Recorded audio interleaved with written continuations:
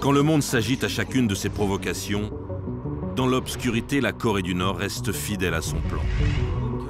Génération après génération.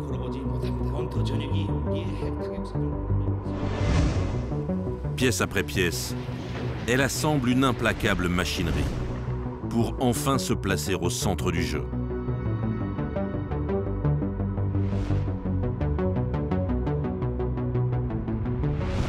Pour contraindre l'Amérique à traiter avec elle d'égal à égal, président après président.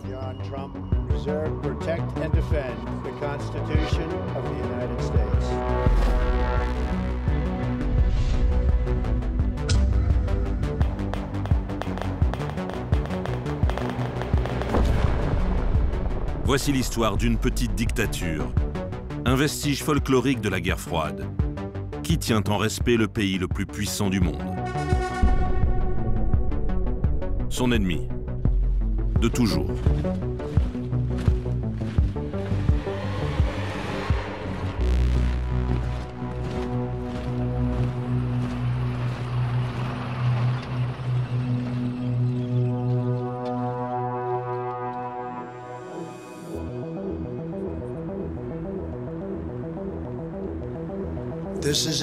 C'est un leader à la personnalité inconnue. Personne ne sait rien sur lui.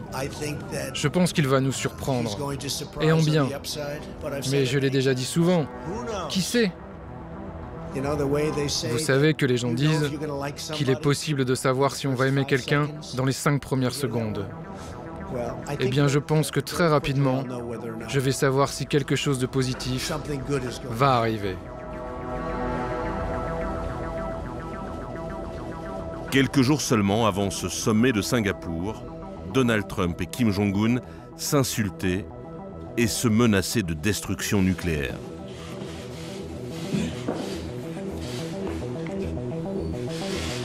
Voulez-vous dire quelque chose à la presse? Aujourd'hui, pendant cette rencontre historique, nous signons un traité qui enterre notre passé difficile et qui annonce un nouveau départ. Thank you very much.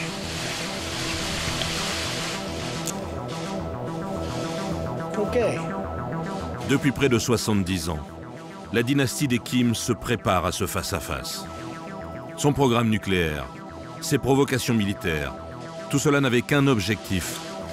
Thank you very much. It's fantastic. Traiter enfin d'égal à égal avec les États-Unis.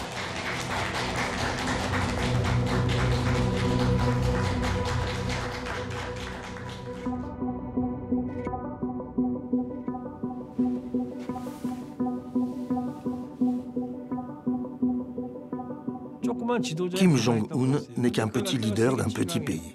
En face de lui, le président de la première puissance mondiale.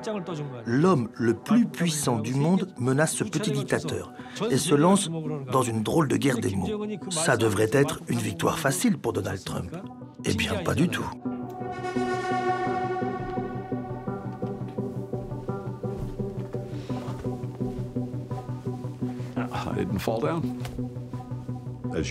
Quand vous regardez chaque génération de Kim, chaque période des relations entre la Corée et les États-Unis, je pense que la Corée du Nord s'est progressivement convaincue que leur armement nucléaire devenait leur police d'assurance. Et certainement, ils ont été convaincus de cela quand ils ont vu ce qui est arrivé en Irak, ce qui est arrivé en Libye. Parce que la seule erreur des dictateurs de ces deux pays, c'est de ne pas avoir développé d'armes nucléaires. Et la seule chose que les États-Unis respectent, c'est un pays qui possède l'arme nucléaire. Les États-Unis n'ont jamais attaqué de puissance nucléaire.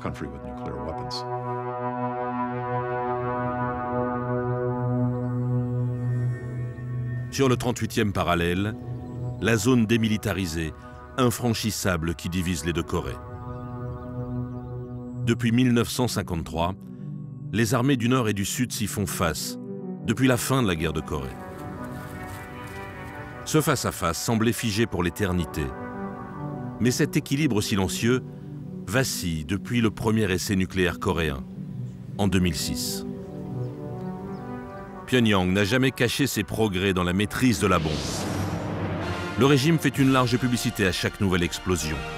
En 2016, il annonce fièrement être désormais au niveau des grandes puissances nucléaires. Lors de cet essai nucléaire, nous avons définitivement vérifié la structure, les caractéristiques de fonctionnement, la capacité et la puissance des ogives nucléaires standardisées et normalisées. Elles peuvent désormais équiper les fusées balistiques de l'artillerie stratégique de l'armée populaire de la République démocratique de Corée.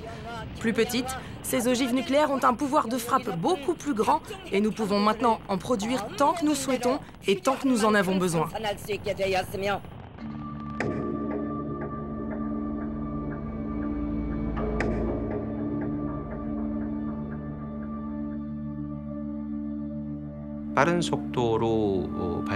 De mon point de vue, c'est vraiment ce 5e essai qui fait que leur capacité nucléaire devient non seulement crédible, mais très dangereuse.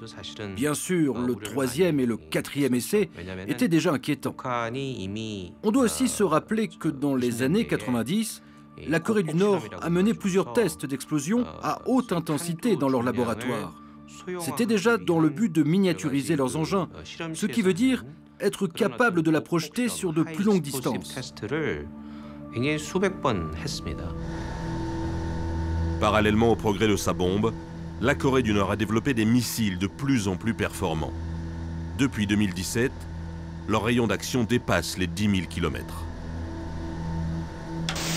On commence avec la Corée du Nord qui a lancé ce soir un nouveau missile. La Corée du Nord annonce avoir testé avec succès un missile intercontinental capable d'embarquer une charge nucléaire. Kim Jong-un affirme qu'il s'agit d'une tête nucléaire miniaturisée. Le monde entier espérait que la Corée du Nord n'en serait jamais capable. Le nouveau test de missile nord-coréen concerne un autre missile balistique intercontinental. Il a volé plus haut et plus loin que jamais auparavant. Une Corée du Nord triomphante affirme que son dernier test de missile balistique démontre qu'elle a désormais la capacité de frapper n'importe où aux États-Unis. Le monde est sous le choc. Mais l'accession de la Corée du Nord au club des nations nucléaires, pourtant, n'a rien d'une surprise. C'est l'aboutissement de plusieurs décennies d'efforts. Un programme, une obsession, née avant même la fondation de la République populaire de Corée.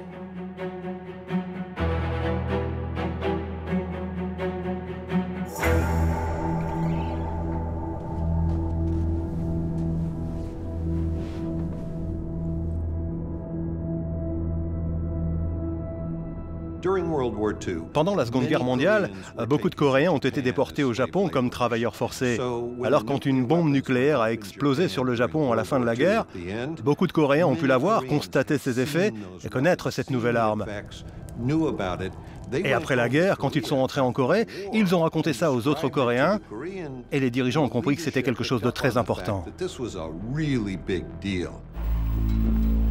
Après la Seconde Guerre mondiale, la Corée est divisée sur le modèle de l'Allemagne par les alliés victorieux autour du 38e parallèle. Au nord, les soviétiques installent Kim Il-sung, un combattant communiste, à la tête d'un comité provisoire du peuple. 3 ans plus tard, il s'installe définitivement au pouvoir et fonde la République démocratique de Corée. En 1950, Kim Il-sung attaque la Corée du Sud. C'est le début de la guerre de Corée qui va faire 3 millions de morts en 3 ans. Le Nord est soutenu par la Chine et par l'Union soviétique, le Sud par une coalition internationale, la première du genre sous l'égide de l'ONU. Un conflit si violent que le général américain MacArthur, qui dirige les forces de l'ONU, souhaite utiliser l'arme nucléaire. Pour le jeune dictateur, c'est une première révélation. Si son petit pays veut survivre, il lui faudra lui aussi acquérir l'arme nucléaire. Pendant la guerre de Corée, Kim Il-sung est allé voir les Russes et leur a dit « J'aimerais être en position d'avoir des armes nucléaires pour dissuader mes ennemis étrangers. » Et les Russes ont répondu « Jamais de la vie !» Ils étaient très défavorables à cette idée, mais Kim a insisté encore et encore. À la fin, ils ont permis à quelques scientifiques nord-coréens de venir apprendre avec leurs ingénieurs nucléaires.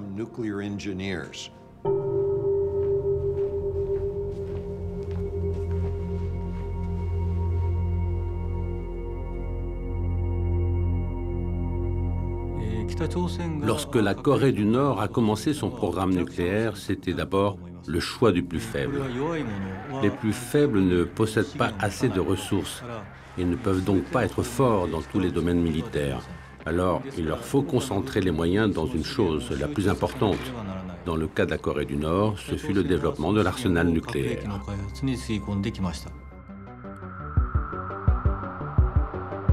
Après la guerre de Corée, Kim Il-sung espère que Mao, qui vient de perdre un fils pendant le conflit, va lui venir en aide pour développer son arsenal nucléaire.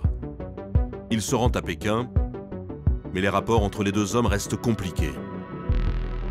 Le dictateur chinois ne fait pas confiance à son homologue de Pyongyang. Pas question de partager avec lui les premiers secrets de la bombe chinoise. Alors, Kim Il-sung, au début des années 60, se tourne à nouveau vers Moscou. L'Union soviétique, qui cherche à contenir l'influence de Mao, offre à Pyongyang un traité d'assistance qui va lier les deux pays pour plusieurs décennies. Avec comme premier cadeau, un réacteur nucléaire, clé en main.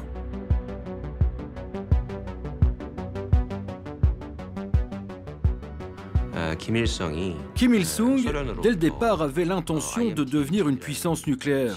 C'est pour cela que la Corée a fait l'acquisition de la technologie russe, des réacteurs IMT-2000. Pour lui, on peut dire que c'était de la prévoyance. Il savait qu'il devrait affronter un jour l'alliance entre le Sud et l'Amérique, et que ça serait très difficile avec des armes conventionnelles. Alors il avait décidé qu'il fallait développer en priorité un arsenal nucléaire.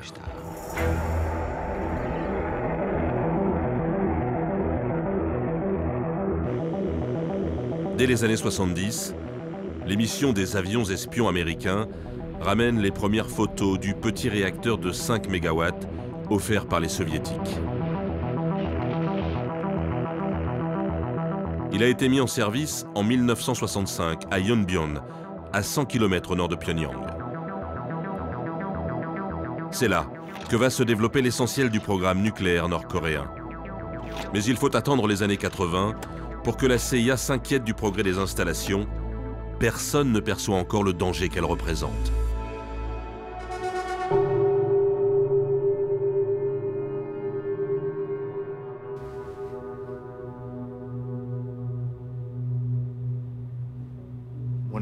Quand je travaillais pour la CIA, pour nous la Corée du Nord était la plus dure de toutes nos cibles. Avant, je m'occupais de l'Union soviétique et en comparaison avec la Corée du Nord, c'était un livre ouvert. Tout ce qu'on peut faire, c'est collecter des bribes d'informations et tenter de les assembler. C'est comme un puzzle où il manque la plupart des pièces et vous n'avez pas de modèle au-dessus de la boîte.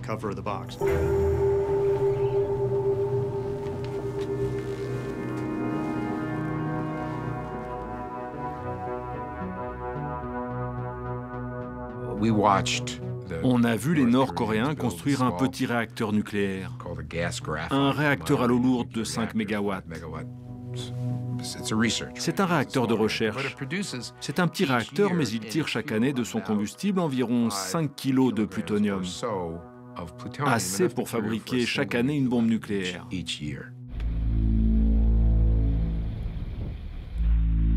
Dès le début des années 80, la Corée du Nord possède donc déjà tous les ingrédients pour fabriquer des armes nucléaires dans la quasi-indifférence internationale.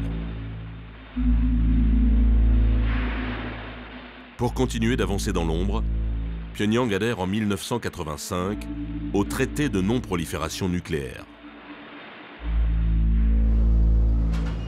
Mais à la fin des années 80, le mur de Berlin s'effondre et avec lui l'ensemble du monde soviétique, dont la Corée du Nord était la jolie vitrine exotique. Son économie semblait alors plus florissante même que celle du Sud, encore balbutiante.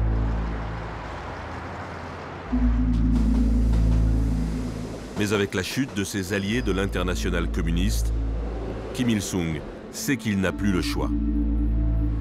Il doit sortir son pays de l'isolement. En 1992, ils sont venus aux États-Unis et nous leur avons dit « Vous devez réintégrer vos engagements avec l'Agence internationale atomique à Vienne, contenus dans l'accord que vous avez fait en adhérant au traité de non-prolifération nucléaire. Une adhésion à laquelle les Russes vous ont contraint pour vous assister dans votre programme nucléaire. C'est la racine du problème. Ils ont rejoint le traité de non-prolifération. Ils ont donc dû accepter des inspections inhérentes au traité. Et ces inspections ont montré qu'il y avait des problèmes avec leurs déclarations.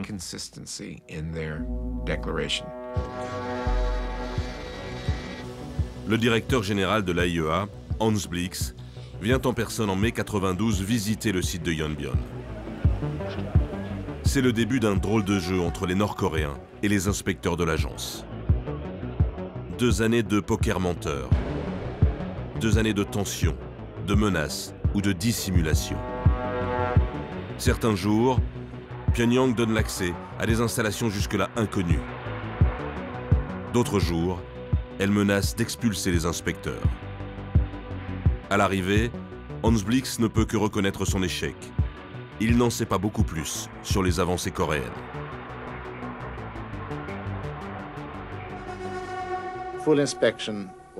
Une inspection complète du laboratoire radiochimique n'a pas été acceptée dans les termes que nous avions passés. En conséquence, nous ne pouvons pas exclure que cette installation radiochimique, cette usine de retraitement, ait été opérationnelle depuis février de l'an dernier. Nous ne disons pas qu'elle l'a été, mais nous ne pouvons pas l'exclure. Ladies and gentlemen, the President-elect William Jefferson Clinton.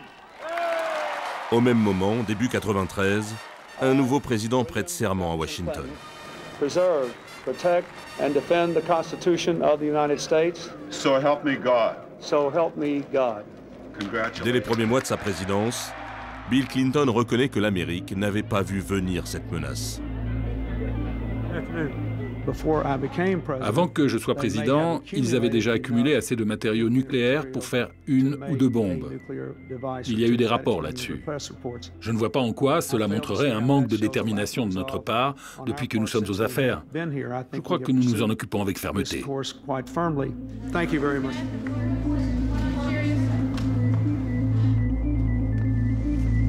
Le premier voyage intercontinental du nouveau président l'emmène dans la zone démilitarisée entre les deux Corées. En faisant quelques pas sur ce pont, le pont du non-retour, Bill Clinton n'hésite pas à provoquer des soldats nord-coréens armés sur l'autre rive. Le message est clair. Aucun intérêt pour eux à développer des armes nucléaires, parce que s'ils les utilisent, ce sera la fin de leur pays. Bill Clinton promet donc à la Corée du Nord la destruction totale si elle poursuit son programme nucléaire. Un quart de siècle avant que Donald Trump répète les mêmes menaces. Des menaces qui, en 1994, n'étaient pas de simples tweets.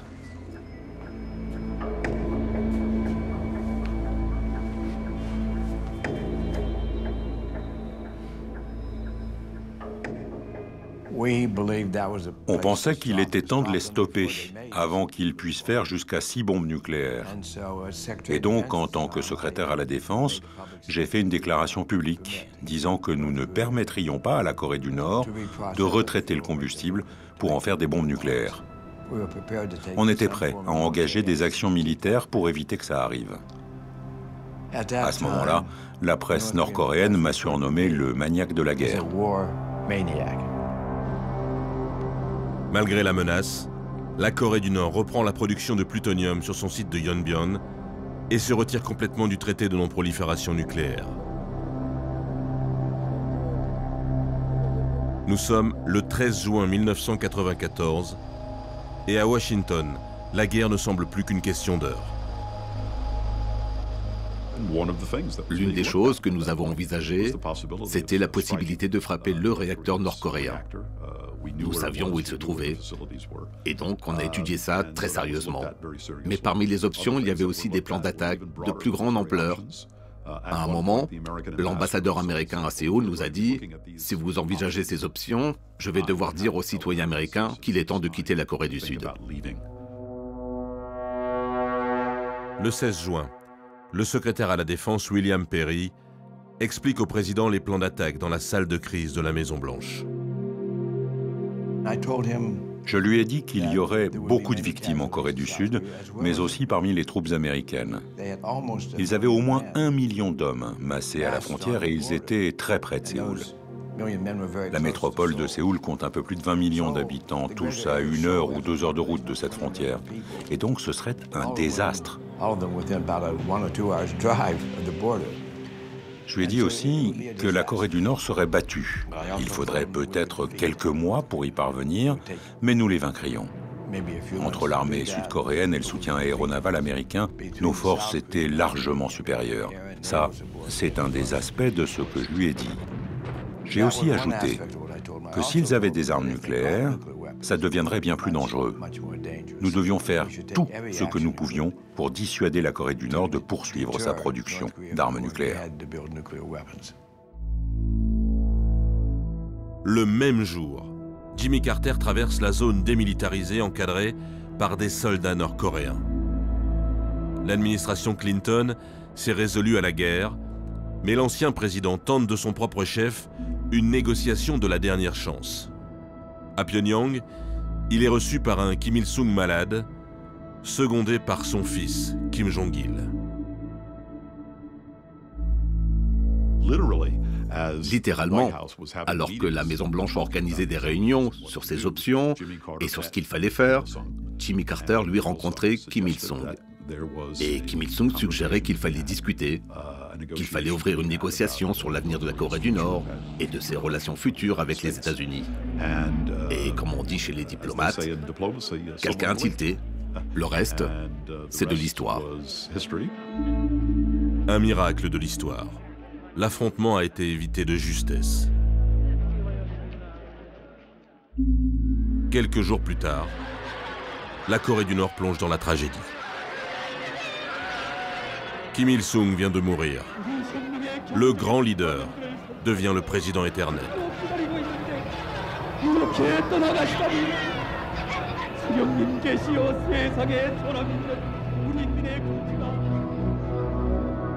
Kim Jong-il, numéro 2 du régime depuis de nombreuses années, remplace désormais son père. Passé le deuil, il reprend les négociations avec Washington. Elles se déroulent à Genève avec Robert Gallucci à la tête de la délégation américaine. Elles aboutissent en 4 mois, en un accord qui est toujours, à ce jour, le dernier signé par les Nord-Coréens. Pyongyang renonce à son programme militaire contre la promesse américaine de lui fournir 2 réacteurs à l'eau légère. Ils peuvent produire de l'énergie, mais plus difficilement des bombes. L'objectif des négociations en 1994 était de stopper la production de plutonium du programme d'armement nucléaire nord-coréen. Quand on a finalisé l'accord, c'est exactement ce qui a été accompli. Ils avaient 3 réacteurs, un en service, 2 en construction pour produire du plutonium et une usine de retraitement pour extraire le plutonium. Et nous avons fermé le tout. La CIA estimait que si nous n'avions pas signé cet accord, les Coréens auraient produit 200 kilos de plutonium chaque année. Jusqu'au terme de son mandat, l'administration Clinton maintient le dialogue. Madeleine Albright, la secrétaire d'État, se rend à Pyongyang pour préparer une visite du président américain en Corée du Nord avec Kim Jong-il, désormais numéro 1 du régime. De son côté, William Perry négocie la suite des accords de Genève. Une avancée qui devait être historique. Le président Clinton a validé les termes de cet accord et il a fait savoir qu'il serait heureux de rencontrer Kim Jong-il pour le signer. Mais un drôle de truc s'est passé ce mois-là. Ça s'appelle une élection américaine. Une nouvelle administration est arrivée. Le président Clinton était réticent à l'idée de signer un accord qui aurait contraint son successeur. Il a dit que ce serait au nouveau président de le signer. Ladies and gentlemen, the President-elect of the United States, George Walker Bush. Avec ce nouveau président, le changement de cap est radical. Dès le début de sa présidence, il interrompt les négociations avec la Corée du Nord.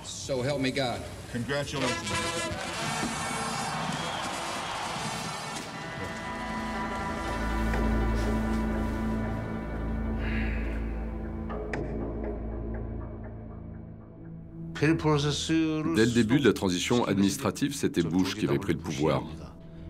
Donc on ne pouvait plus mettre en application le processus de Perry, complètement stoppé par la nouvelle administration qui se mettait en place. Pour Bush, c'était anything but Clinton, tout sauf Clinton. Le processus de Perry est devenu nul et non avenu. Tout le travail de l'administration Clinton a été anéanti.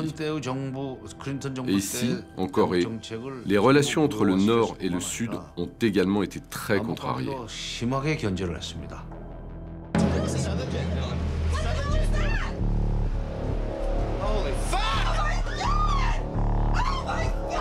En 2001, la donne internationale change brusquement. Et l'Amérique bouleverse radicalement sa politique étrangère. La Corée du Nord est un régime qui s'arme avec des missiles et des armes de destruction massive, tout en affamant ses citoyens. Les États de ce genre et leurs alliés terroristes constituent un axe du mal qui s'arme pour menacer la paix dans le monde. Il nous a été dit depuis que cela avait été très mal pris à Pyongyang et que c'était une des raisons pour lesquelles ils ne croyaient plus du tout que les États-Unis avaient la moindre intention de normaliser leurs relations, ce qui constituait pour eux une raison importante de renoncer à leur programme d'armement nucléaire basé sur le plutonium.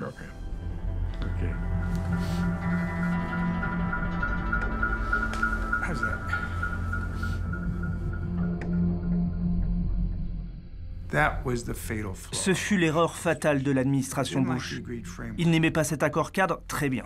Il l'aimait, parfait. Mais il fallait avoir quelque chose de prêt pour le remplacer. À la place, ils ont juste laissé un énorme vide. Et les Nord-Coréens ont tout simplement relancé leur programme et ils ne se sont jamais arrêtés depuis. Notre dernière vraie chance, notre dernière fenêtre, c'était octobre-novembre 2000. Après, tout ça a disparu. Alors que Washington et Pyongyang s'étaient rapprochés sous l'ère Clinton, les années Bush voient donc exploser la guerre des mots entre les deux pays. Un communiqué du gouvernement de la Corée du Nord. Depuis son arrivée, l'administration Bush nous a dénoncés comme une partie de l'axe du mal. Cette déclaration de politique étrangère vise à dénigrer notre système et désigne notre pays comme une cible de frappe nucléaire préventive. Cela équivaut à une déclaration ouverte de guerre nucléaire contre notre pays. Conscient d'être dans la ligne de mire, le régime concentre tous ses efforts sur l'armement nucléaire. Sur le site de Yonbyon, vivent et travaillent désormais des milliers de scientifiques. Un effort incroyable pour un si petit pays. Alors le compte à rebours est implacable. Il s'achève le 9 octobre 2006 avec une annonce triomphale à la télévision officielle.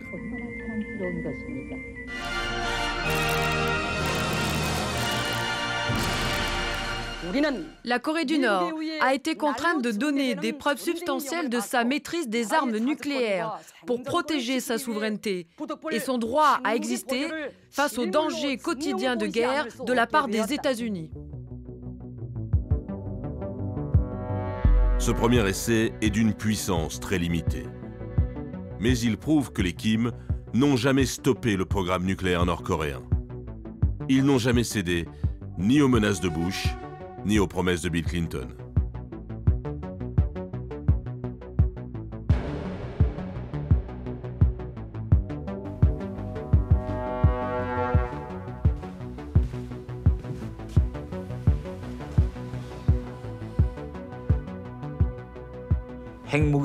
En 1994, la Corée du Nord n'avait ni bombe nucléaire fonctionnelle, ni missile balistique intercontinental. Le pays était très affaibli. Si jamais il y avait eu la guerre, la Corée du Nord aurait été complètement démolie. C'est pour ça que les Nord-Coréens ont alors promis aux Américains qu'ils n'allaient pas développer d'armes nucléaires. Ils avaient juste besoin de temps pour développer leur programme. On se rend compte aujourd'hui que la Corée du Nord n'a pas arrêté de mentir aux Américains et à la communauté internationale. Le monde extérieur se fait toujours avoir par la Corée du Nord. Un régime politique autoritaire, voire totalitaire, comme celui de la Corée du Nord, a deux avantages: la rapidité des décisions et la longévité des stratégies. Le fait que les stratégies durent longtemps est indéniablement un atout.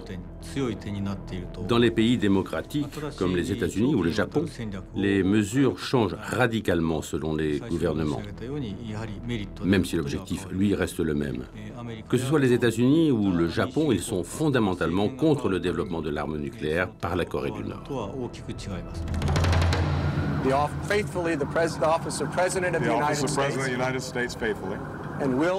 La dynastie des Kim voit donc défiler les présidents américains sans jamais changer de cap.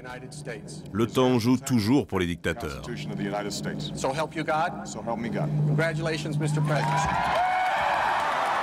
C'est au tour de Barack Obama d'occuper la Maison-Blanche.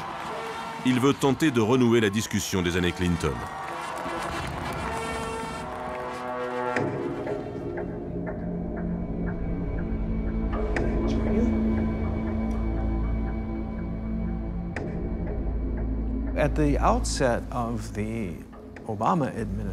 Au début de l'administration Obama, le président et son équipe, moi y compris, avons pensé à envoyer des messages à la Corée du Nord pour signaler que nous étions intéressés à poursuivre ou à réinventer une piste diplomatique. Vous avez envoyé ce message. Quelle a été la réponse? La réponse, ça a été un test de missile dans les premiers mois de l'administration Obama. C'était un geste offensif, c'était une manifestation de défiance et c'était aussi un test. Les Nord-Coréens ont pour habitude d'essayer de mettre au pas les nouveaux leaders, que ce soit en Corée du Sud ou aux États-Unis, pour essayer de prouver « t'es pas mon patron, on déjouera tes attentes, nous ne sommes pas achetables et on ne peut pas nous intimider ».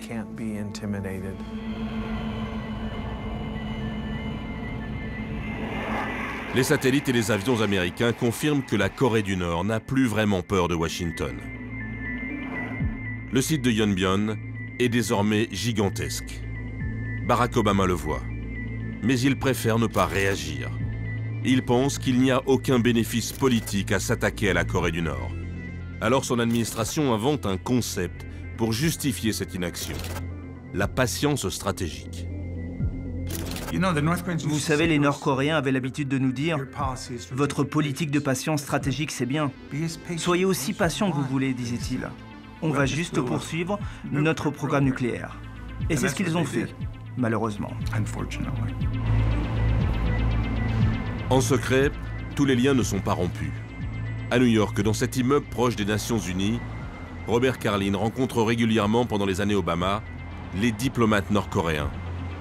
Des discussions officieuses, derrière ces fenêtres, pendant lesquelles les Nord-Coréens font tout pour attirer l'attention de l'Amérique. Pendant les 2 mandats du président démocrate, ils procèdent à 4 essais nucléaires et à 12 tirs de missiles balistiques. À chaque fois, c'est d'abord pour dire aux Américains « Écoutez, on est sérieux, voilà ce que nous avons. Voulez-vous qu'on s'assoie et qu'on discute ? Non ? Ok. Alors on passe à l'étape suivante. » Finalement, ils nous ont montré leur programme d'enrichissement en novembre 2010. Steve Faker, le professeur John Lewis et moi, ils nous ont emmenés à Yongbyon. Ils nous ont promenés à travers les installations, ce à quoi on ne s'attendait pas. On pensait qu'on verrait quelques centrifugeuses. Je ne sais pas, 10, 100, un petit nombre. Et qu'on dirait « Ah oui, c'est très impressionnant ». Mais ils nous ont fait rentrer dans cet immeuble. Ils nous ont emmenés à une fenêtre panoramique. Et là, il y avait 2000 centrifugeuses. Nos mâchoires en sont tombées. On s'est retrouvés sans voix en se mettant à compter les centrifugeuses. Et là, ils nous ont pressés dehors parce qu'ils ne voulaient pas qu'on puisse trop détailler tout ça. L'essentiel, c'est qu'ils voulaient que nous sachions qu'ils avaient fait ça. Et la situation est devenue plus difficile et compliquée.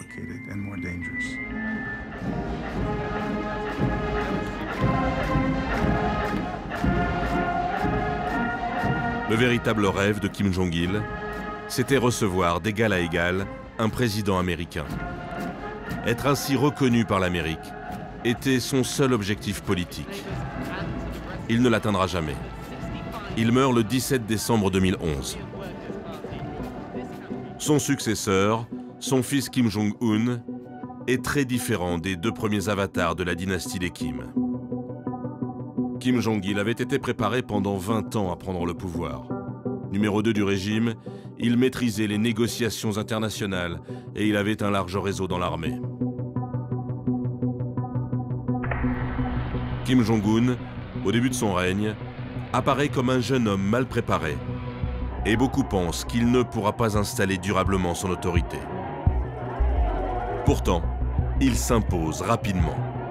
D'abord en éliminant tous ceux qui pourraient lui faire de l'ombre, même s'ils font partie du premier cercle, comme son oncle fusillé pour corruption ou son demi-frère empoisonné à l'aéroport de Kuala Lumpur par les services secrets nord-coréens.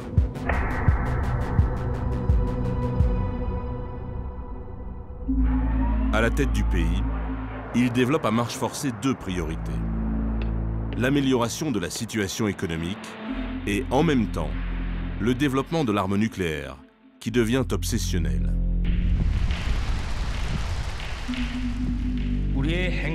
Notre force nucléaire est une assurance pour protéger notre souveraineté nationale. Avec elle, nous construisons la paix, la richesse et la puissance, ainsi que le bonheur du peuple. Il semble être solidement aux commandes. Il semble avoir impressionné tous ceux qui devaient l'être.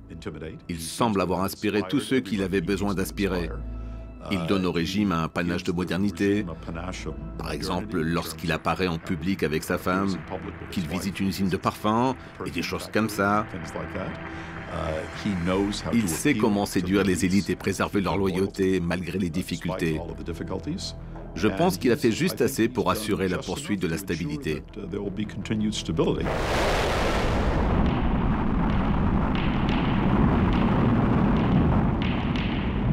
Le jeune Kim Jong-un a compris que les essais nucléaires ne sont pas suffisants pour impressionner l'Amérique. Il lui faut également prouver qu'il est capable d'atteindre son ennemi directement. Alors il multiplie les essais balistiques à un rythme jamais vu jusque-là. Et il les supervise souvent en personne sur les images de la télévision officielle.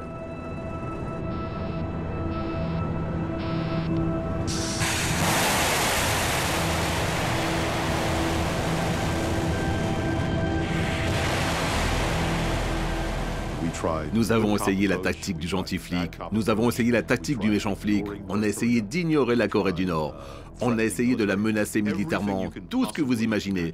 Presque tout a été tenté pendant cette période-là. Et rien n'a marché dans la durée.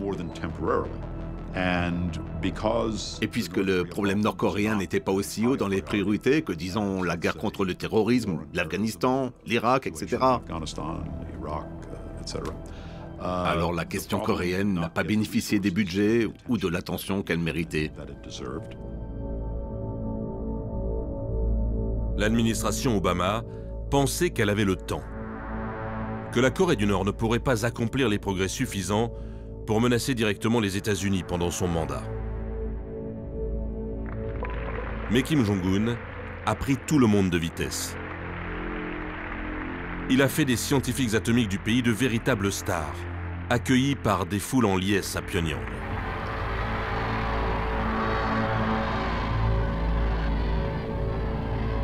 Il organise pour eux de grandes fêtes avec les meilleurs artistes du pays.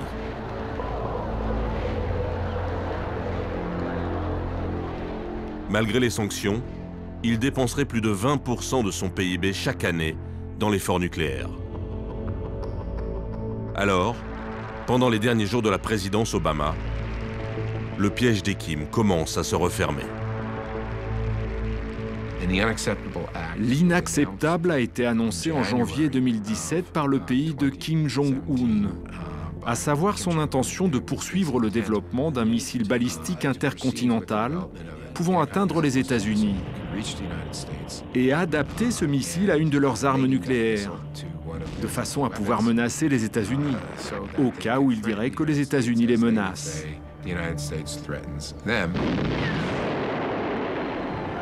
Janvier 2017, la date n'a pas été choisie au hasard.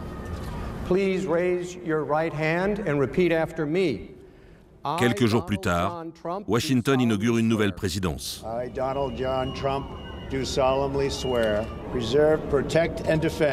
Comme pour toutes les autres inaugurations, Pyongyang a tout fait pour se faire remarquer. Cette fois, Washington ne va plus pouvoir ignorer la menace coréenne.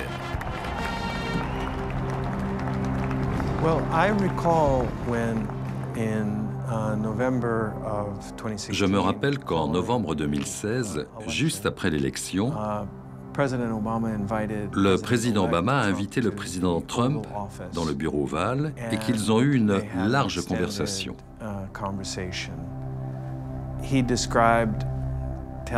Il a expliqué au président élu, Donald Trump, que la Corée du Nord avait de fortes chances de devenir le plus important défi de sa présidence en matière de sécurité.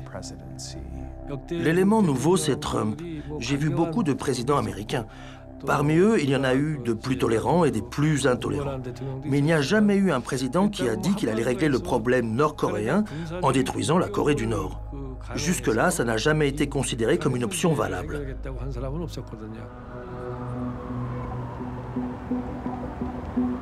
Monsieur le secrétaire général, Monsieur le Président, leaders mondiaux et distingués délégués, bienvenue à New York.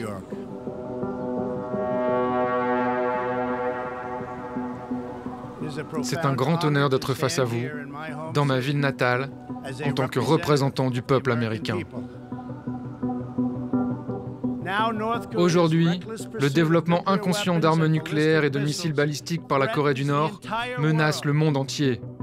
Les États-Unis ont une grande force et une grande patience, mais s'ils sont obligés de se défendre ou de défendre leurs alliés, nous n'aurons pas d'autre choix que de totalement détruire la Corée du Nord. L'homme fusée s'est engagé dans une mission suicide, pour lui et pour son régime.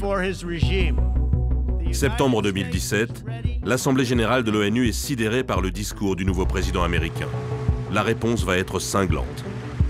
Les États-Unis ne pourront jamais provoquer la guerre, ni contre moi, ni contre notre pays. Toute l'Amérique est désormais à la portée de nos armes nucléaires. Le bouton nucléaire est toujours sur mon bureau. Ce n'est pas du tout une menace, c'est la simple réalité. J'espère que les États-Unis ont clairement cela en tête. Une attaque militaire à petite échelle contre la Corée du Nord pourrait déclencher une escalade jusqu'à un conflit nucléaire.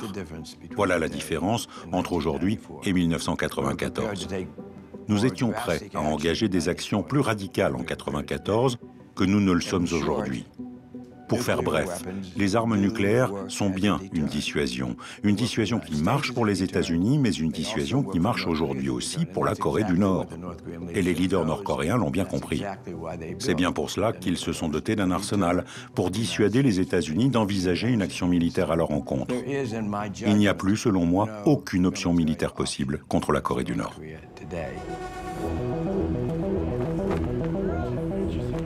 Malgré la guerre des mots dans laquelle il s'est engagé avec Kim Jong-un, Donald Trump est probablement conscient qu'un conflit nucléaire avec la Corée du Nord est désormais impossible. Alors, pour la faire plier, il fait voter à l'ONU les sanctions économiques les plus sévères de l'histoire. Le projet de résolution a obtenu 15 voix. Le projet de résolution a été adopté à l'unanimité en tant que résolution 2397. C'était la 20e fois depuis 1993 que le Conseil de sécurité de l'ONU décidait ainsi de durcir les sanctions contre la Corée du Nord. Les sanctions sont permanentes depuis 9 ans, voire 10. Mais vous voyez bien que c'est un échec. C'est de l'auto-persuasion, ce n'est pas une stratégie. Je ne suis presque jamais d'accord avec le président Poutine, sauf quand il dit que les Coréens du Nord n'abandonneront jamais leurs armes nucléaires, même s'ils doivent survivre en mangeant des racines. Il est impossible de dompter la Corée du Nord à coup de sanctions économiques. Les sanctions ont toujours été trop superficielles pour vraiment faire mal. Et paradoxalement, ces sanctions sont à l'origine du Jongmadang, le marché noir nord-coréen. Le système de distribution étatique était en ruine, alors ce système parallèle a pris le relais. Kim Jong-un laisse faire et donc l'une des conséquences imprévues de ces sanctions, c'est que finalement l'économie nord-coréenne s'améliore. Ce système d'économie parallèle s'alimente essentiellement en Chine. On peut observer le trafic entre les deux pays à Dandong, ville chinoise frontalière, où on n'a jamais coupé les ponts avec la Corée, de l'autre côté de la rivière. Malgré les votes des résolutions à l'ONU, Pékin n'a jamais pris de réelles mesures contre ce commerce à peine secret. Même si, officiellement, elle a appliqué les sanctions internationales au début du règne de Kim Jong-un. Le dictateur nord-coréen sait l'importance de cette perfusion chinoise. Alors, avant de négocier avec Donald Trump, il est allé en personne saluer Xi Jinping, son homologue chinois.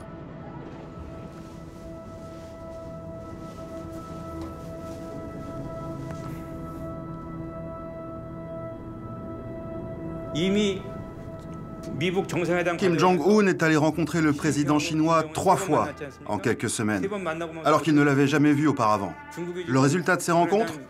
Pékin a réautorisé les touristes chinois en Corée du Nord et il a rétabli les liaisons aériennes. Le commerce s'active à nouveau sur la frontière. Bref, les sanctions s'affaiblissent petit à petit. La Chine veut que la Corée du Nord continue d'exister, telle qu'elle est, même avec l'arme nucléaire. Quel est le plus important conflit sur la planète?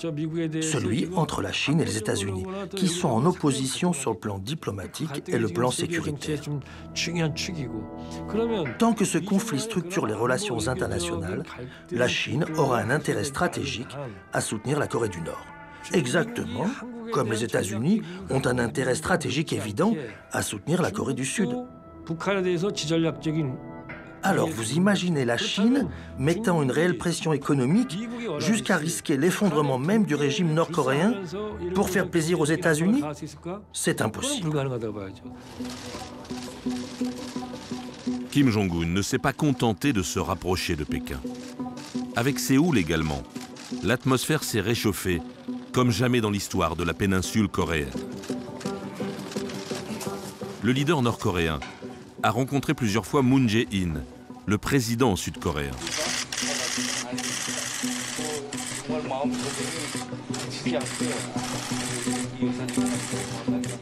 Leur premier sommet fut un moment historique. C'était la première apparition publique de Kim Jong-un devant les médias internationaux. Dès la première minute, il a tout fait pour soigner son image, en invitant symboliquement le président du Sud à franchir à pied la ligne de démarcation entre les deux pays. En quelques heures, Kim Jong-un retourne l'opinion publique sud-coréenne, où il jouit désormais d'une excellente image. La télévision de Séoul est totalement sous le charme.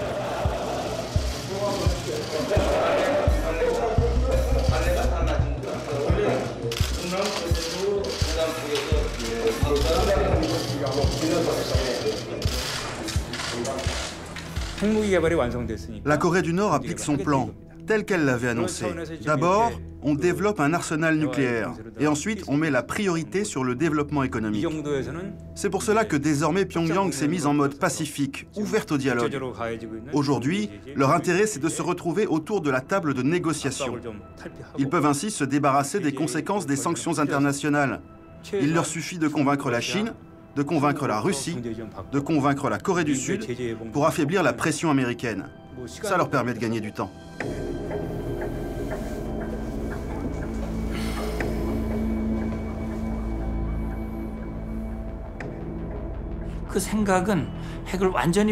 L'idée derrière ce comportement, c'est de faire semblant d'abandonner leurs armes nucléaires comme par le passé.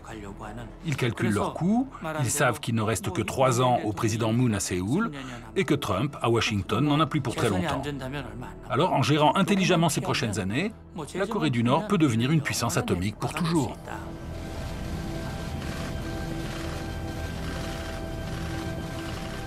Au sommet de Singapour, malgré les sourires, Kim Jong-un n'a signé aucun engagement concret.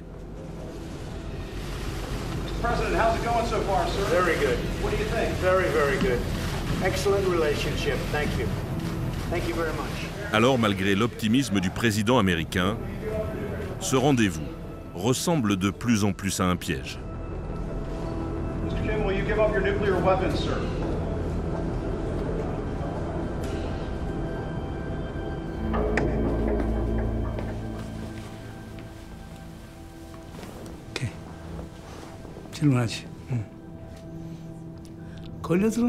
Je dirais que la Corée du Nord avait son plan, son agenda, et que les États-Unis ont tenté de le perturber.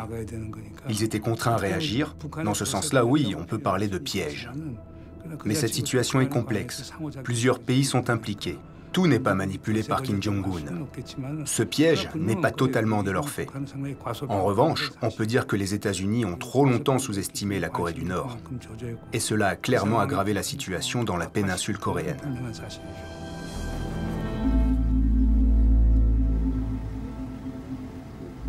Sur la frontière entre les deux Corées, il existe un symbole de ces décennies d'errements diplomatiques. Une ligne de train construite après le sommet nord-sud de l'an 2000. Elle relie Pyongyang à Séoul, mais aucun train n'a jamais pu l'emprunter. À la lisière de la zone démilitarisée qui sépare les deux Corées, cette voie ferrée est devenue un lieu touristique que viennent visiter les habitants du Sud.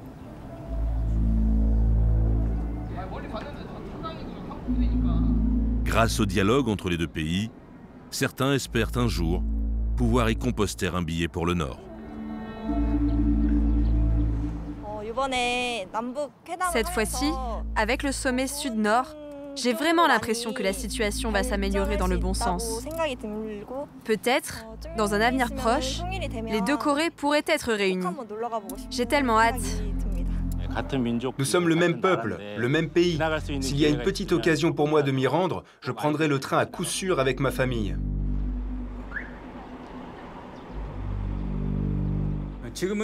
Pour l'instant, l'ambiance est toujours au dialogue.